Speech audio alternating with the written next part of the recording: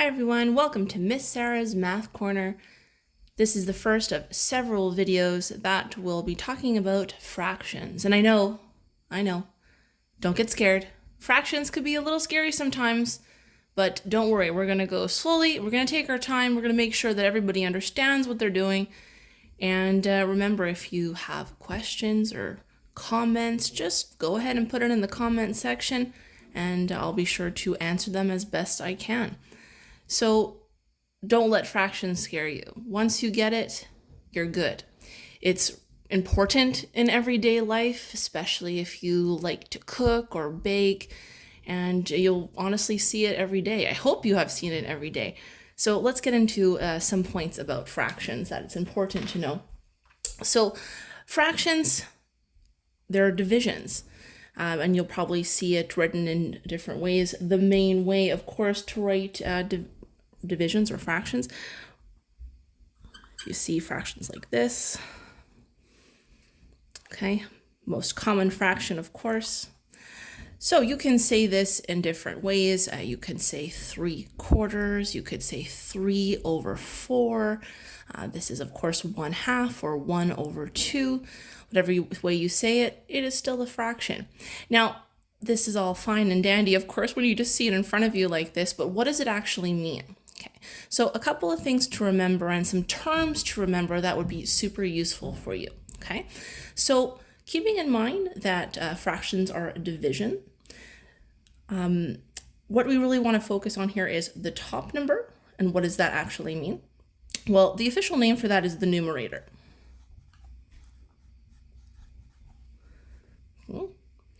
The number at the bottom is the denominator.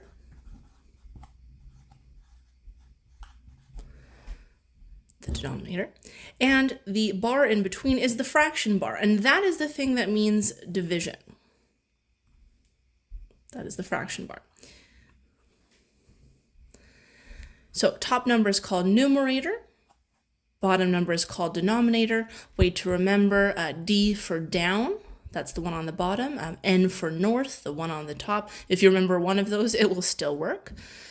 And again, we're just looking at numbers, right? So it's a little bit hard to visualize. For all you visual people out there, please draw pictures, get to know fractions in that way. I have some examples to show you here that I hope will help explain it a little bit further, okay? So let's draw a picture of what our fraction here, 1/2, will look like. So circles are very popular, squares or rectangles. I go back and forth for both.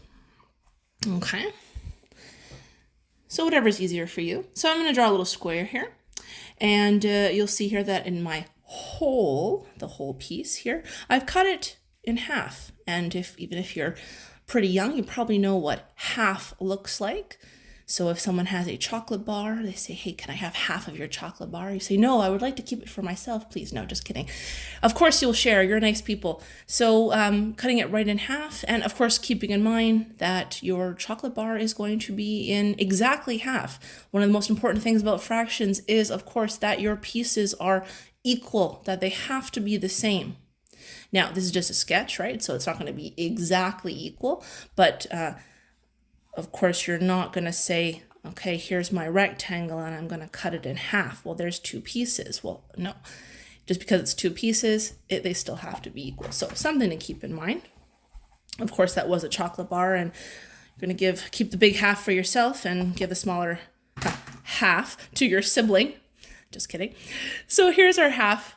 Denominator, the number on the bottom, represents how many parts you actually have. What is it divided into? The numerator represents the parts of the whole that have been divided. So if you want to visualize this, you have your two parts that have been divided, and one, in this case, is going to be colored in. So real life situation, if you want to use examples of food, hope everyone's eaten. I'm going to start talking about pizza or cake or pie or something like this. So if you have a cake that's been cut into two pieces and you eat half of it, well, that is the representation of 1/2. That works. Similarly, we have, I'll draw a circle this time. Here you go.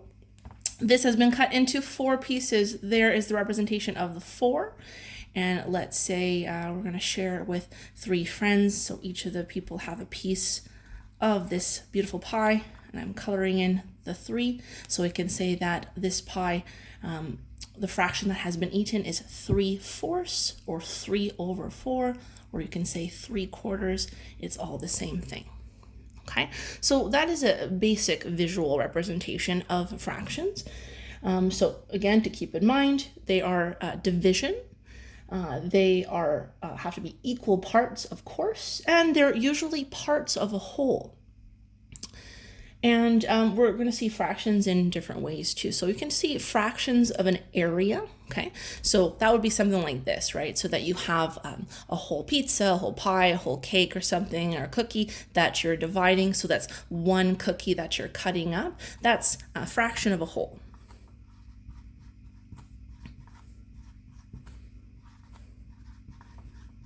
And that's whole, of course, written this way because it's a whole piece, not like a hole in the ground. That's like this. So fraction of a whole. But you also might have fraction of an area.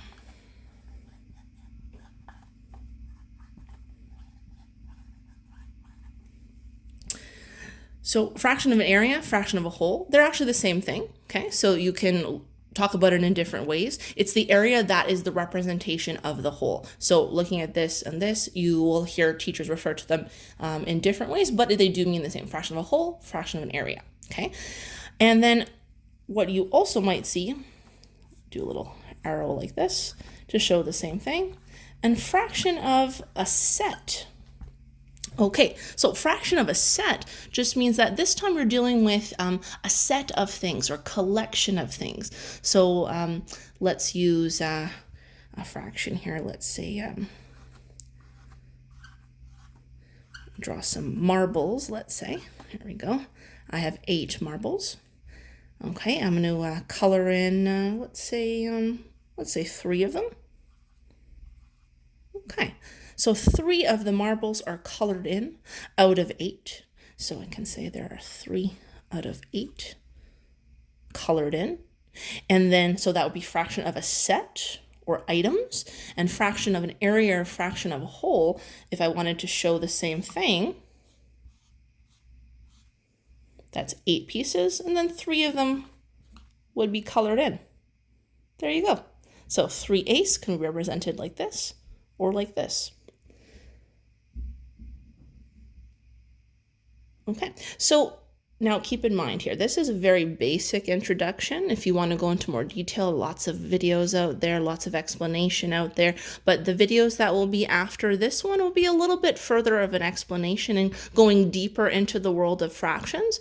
So join me. We've got a lot to talk about. See you soon in the next videos. Don't forget to like and subscribe. Thanks. See you next time.